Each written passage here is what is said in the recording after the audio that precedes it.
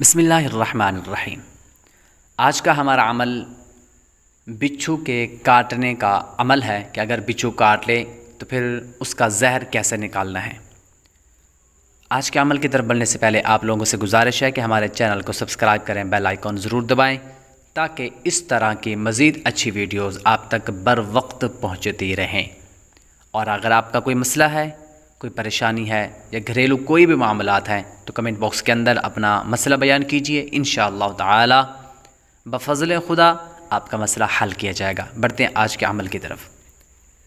اگر کوئی بچھو وغیرہ کاٹ لے، اثر باقی رہو، تو سورۃ الناس آخری سپارے کی آخری سورت جو ہے بالکل تجوید و قرات کے ساتھ۔ اب یہاں پر ایک بات اور ذہن میں نشین کر لیجئے کہ ہمارا کوئی بھی عمل ہوتا ہے جس کے اندر عربی لکھی ہوتی ہے تو وہ ذہن کے اندر رکھ لیں۔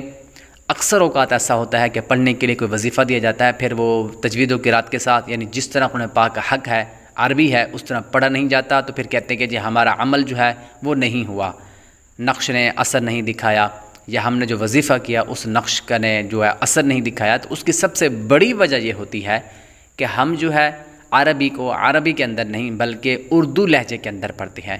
تو اس لیے اس بات کو ذہن نشین کر لیا جائے کہ سورۃ الناس کو 21 مرتبہ پڑھ کر دم کرنا ہے، بالکل تجوید و قرات کے ساتھ۔ یہ اچھی طرح صورتیں یاد کر لی جائیں۔ تو سورۃ الناس کو 21 مرتبہ پڑھ کر دم کریں۔ اگر کچھ اثر باقی رہے تو دوبارہ پھر 21 مرتبہ پڑھ کر دم کریں، پھر اگر کسر رہ جائے تو پھر دوبارہ پڑھ کر دم کریں، یعنی پہلی مرتبہ 21 مرتبہ پڑھ کر دم کریں۔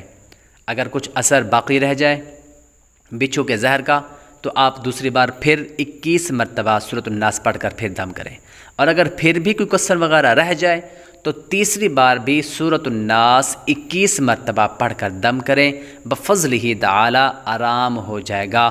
اور یہ مجرب المجرب ہمارا عمل ہے۔ اللہ پاک شفا عطا فرمائے سب کو۔ اور اگر ہمارا یہ آپ کو عمل بتانا، وظیفہ بتانا اگر اچھا لگتا ہے تو ہمارے چینل کو ضرور سبسکرائب کریں۔